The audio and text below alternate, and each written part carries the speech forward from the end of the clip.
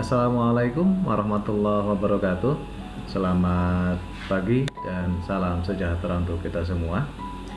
Kita lanjutkan ke sesi yang kedua terkait dasar-dasar organisasi dan staf resimen mahasiswa atau Dosmenwa.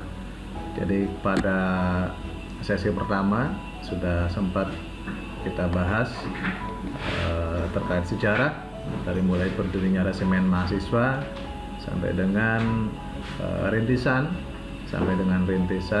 resimen mahasiswa di Politeknik Negeri Cilacap. Baik, resimen mahasiswa di Politeknik Negeri Cilacap yang pertama untuk asas pembentukannya adalah tradisi dari perjuangan Sishan Kamrata atau Sistem Pertahanan Keamanan Rakyat Semesta. Terus dasar pembentukan di Politeknik Negeri Cilacap adalah skep Direktur Politeknik Negeri Cilacap terkait pengurus dan pembina UKM resimen mahasiswa tahun 2021.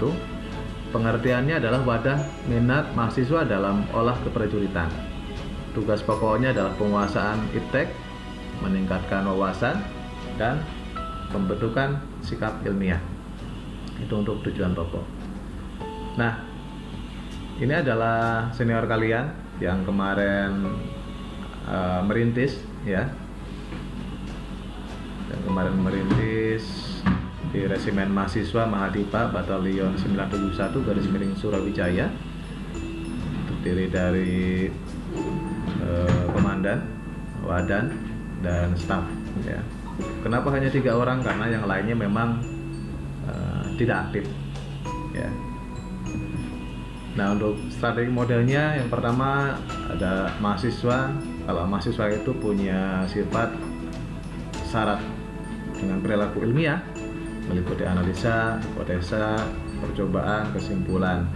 Terus kalau dari resimen sendiri adalah syarat dengan perilaku hierarkis komando. Jadi kedua hal ini bisa kita kolaborasikan untuk membentuk mahasiswa atau karakter yang disiplin.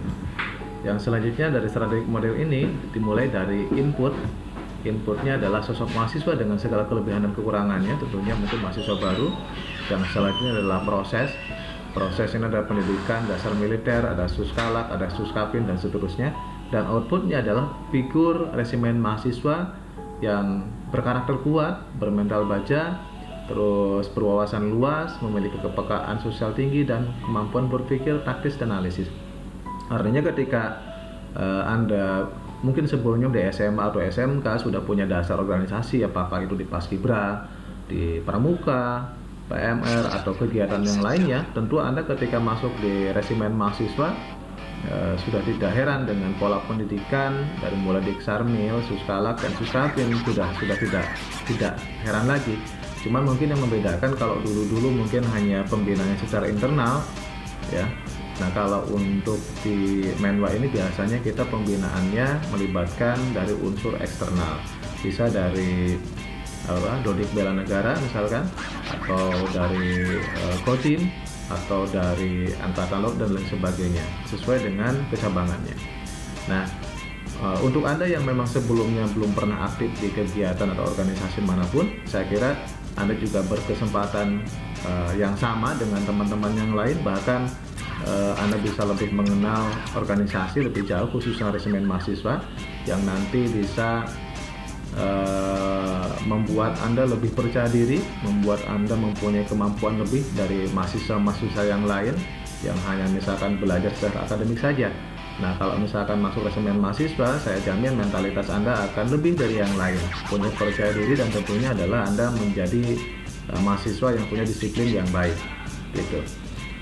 Selanjutnya untuk proses pembentukan sendiri diawali dengan pembinaan fisik. Pembinaan fisik ini seperti biasa ada olahraga, terus ada latihan-latihan. Kalau kemarin kita latihan memanah ya, dan kedepannya mungkin kita akan laksanakan latihan menembak dan kegiatan-kegiatan yang lainnya seperti rappelling, climbing, dan sebagainya. Kita akan usahakan seperti itu. Tapi terkait memang pandeminya belum usai, maka memang ada pembatasan-pembatasan yang harus kita ikuti, yang harus kita patuhi juga. Terus ada pembinaan mental juga. Sama pembinaan mental juga kita lakukan latihan-latihan untuk mental ya. karena kami harapkan Anda sebagai anggota resimen mahasiswa kedepannya mempunyai mental yang bagus, jangan mental yang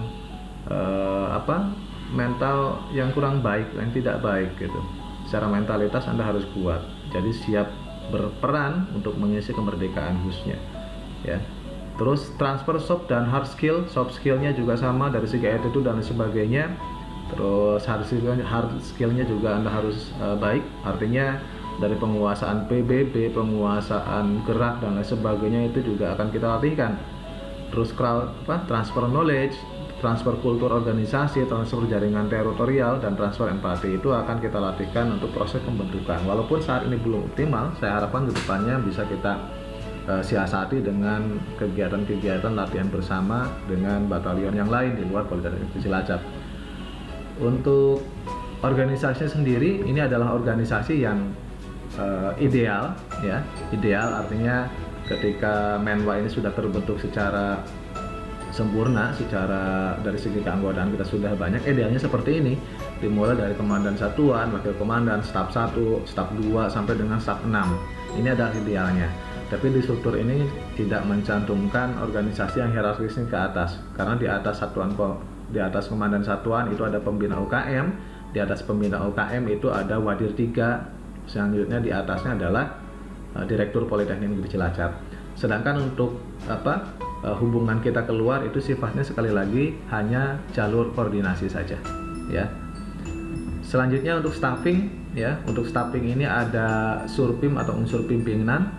Selanjutnya juga ada surbanpim atau unsur bantuan pimpinan, terdiri dari staf dan asisten staf, dan ada surlak atau unsur pelaksana, terdiri dari danki, anggota senior, dan calon anggota. Dari kepangkatan sendiri ada perwira, ada unsur pimpinan dan surbanpim, terus ada bintara ya, terus ada tamtamat. Baik, kita lanjutkan. Yang pertama ada unsur pimpinan. Unsur pimpinan itu terdiri dari komandan ya, tugas komandan itu untuk menjabarkan kebijakan umum dan pengembangan Batalion 971 Suryawijaya sesuai dengan kebijakan pimpinan Politeknik Negeri Cilacap melalui bidang kemahasiswaan dan melalui pembina UKM. Selanjutnya membuat program kerja Batalion 971 Suryawijaya sesuai dengan tugas pokok dan fungsi resimen mahasiswa. Tentunya pembuatan program kerja ini tidak hanya oleh komandan, tapi memang melalui proses musyawarah dengan anggota yang lain. Selanjutnya adalah tugasnya adalah memimpin dan mengadakan koordinasi dengan pembina UKM untuk menjamin terlaksananya program kerja Batalion 971 Suryawijaya. Selanjutnya membina hubungan baik dan melaksanakan koordinasi dengan pihak luar Batalion 971 Suryawijaya ya. Tentunya koordinasi ini juga atau membina hubungan baik juga tidak lepas dari koordinasi dengan pihak kampus secara internal sebagai organisasi induk. Selanjutnya adalah mempertanggungjawabkan pelaksanaan tugas dan tugasnya ya kepada Direktur Politeknik Negeri Cilacap melalui Wadir 3 bidang kemahasiswaan dan pembina resimen mahasiswa. Itu unsur pimpinan tugas dari komandan. Selanjutnya wakil komandan sebenarnya sama ya, tapi di sini sifatnya adalah mewakili. Kalau memang komandannya berhalangan hadir, maka wadannya yang menggantikan posisinya, dari mulai melaksanakan pembinaan, terus mengawasi pelaksanaan peraturan dan tata kerja dalam organisasi ya, mengajukan pertimbangan dan saran kepada komandan, terus mempertanggungjawabkan pelaksanaan tugasnya kepada komandan. Yang paling penting biasanya seringnya adalah mewakili komandan apabila berhalangan hadir. Selanjutnya ada unsur pembantu pimpinan. Unsur pembantu pimpinan ini merumuskan rencana dan petunjuk dan perintah di bidangnya masing-masing ya. Selanjutnya melaksanakan koordinasi, pengawasan, evaluasi, dan penyusunan laporan pelaksanaan tugas di bidangnya. Selanjutnya mengumpulkan, mengolah, menyajikan informasi yang berhubungan dengan bidang tugasnya sebagai bahan pertimbangan dalam pengambilan keputusan. Yang selanjutnya mengajukan pertimbangan dan saran kepada komandan mengenai hal-hal yang berkaitan dengan tugasnya. Yang selanjutnya adalah mempertanggungjawabkan pelaksanaan tugasnya kepada komandan. Lanjut. Selanjutnya adalah unsur pembantu pimpinan. unsur pembantu pimpinan terdiri dari 6 staf ya. Dari mulai staf pengamanan, tugasnya adalah penyelidikan, pengamanan, penggalangan, membina, dan memimpin provos. Yang selanjutnya adalah staf 2, staf operasi, terdiri dari kewajibannya adalah tugasnya untuk pendidikan dan pembinaan anggota, latihan, dan operasi. Yang selanjutnya adalah staf 3, urusan personalia, berhubungan dengan administrasi, pembinaan personil, dan kesejahteraan personil. Selanjutnya ada staf 4, staf 4 ini logistik. Tugasnya adalah untuk mengurusi logistik atau perbekalan dan perlengkapan dan transportasi serta keuangan. Selanjutnya adalah staf 5, ada hubungan masyarakat ya, publikasi dan dokumentasi untuk perpustakaan, buletin, membuat citra positif dan lain sebagainya. Jadi HR-nya lah. Terus selanjutnya staf 6 adalah penelitian dan pengembangan. Nanti tugasnya adalah untuk membuat bank data, pusat pengkajian untuk pengembangan. Nah, ini dari 6 staf ini adalah idealnya kalau memang posisi organisasi kita sudah lengkap, sudah besar dari segi keanggotaan. Kalau memang anggotanya masih sedikit, nanti kita bisa pilihkan beberapa staf yang memang memungkinkan, yang disesuaikan dengan situasi kondisi di Politeknik Negeri Cilacap. Selanjutnya ada unsur pelayanan komando yang terdiri dari Kompi Markas, melaksanakan peraturan urusan dinas dalam, pengelolaan dan perawatan kesatrian, perawatan fasilitas, kesekretariatan, pengelolaan logistik, perbendaharaan, protokolan, dan membantu penegakan disiplin dan tata tertib anggota. Ini unsur pelayanan komando ini pun juga sama sifatnya. Kalau posisi batalion kita sudah besar dari segi keanggotaan, kuantitas dan kualitasnya sudah bagus gitu. Tapi kalau memang masih sedikit, ya mungkin menyesuaikan dengan situasi kondisi. Selanjutnya ada unsur pelayanan komando berikutnya adalah provos ya. Nanti mungkin kita akan bentuk tim provos 1 atau 2 orang karena ini juga mempunyai tugas yang cukup krusial. Samping petugas protokoler, pengawalan VIP, pengaturan lalu lintas dan sebagainya, nanti ini kita perlukan. Jadi secepatnya untuk provos ini kita akan coba buat ya. Unsur pelaksananya ada kompi, ada komandan kompi atau danpi ya. Danpi itu menjabarkan dan melaksanakan perintah komandan, memimpin anggota dalam melaksanakan kegiatan Menwar Suryawijaya, membina kesiapan fisik, mengelola administrasi kompi, mengusahakan pemenuhan kebutuhan logistik anggota, mengelola komunikasi, mempertanggungjawabkan pelaksanaan tugasnya kepada komandan dan lain sebagainya. Sebenarnya tugasnya ada yang lain banyak juga. Nanti bisa menyesuaikan situasional dengan kemampuan kita di lapangan. Selanjutnya unsur pelaksana berikutnya adalah komandan peleton, membantu pelaksanaan tugas dan KIA, terus memimpin langsung regu-regu di bawahnya, mengawasi perkembangan anggota peletonnya, mengawasi pelaksanaan tugas para anggotanya, menggantikan danki apabila berhalangan, mempertanggungjawabkan pelaksanaan tugasnya kepada komandan. Selanjutnya ada berikutnya adalah komandan regu, memimpin regunya, membina komunikasi yang baik dengan seluruh anggotanya, mengusahakan kehadiran setiap anggota regunya, membina kesiapan fisik, mengelola komunikasi, dan mempertanggungjawabkan pelaksanaan tugasnya kepada danki A. Terus sistemnya, birokrasinya seperti itu ya. Nah, unsur pelaksana tugas miniatur organisasi tadi adalah bentuk ideal ya, bentuk ideal. Tujuannya untuk apa? Yang pertama tentunya mempunyai tujuan tertentu untuk melatih disiplin, melatih koordinasi, melatih komunikasi ya, dan satu komando. Selanjutnya adalah dengan membentuk kegiatan tertentu ya.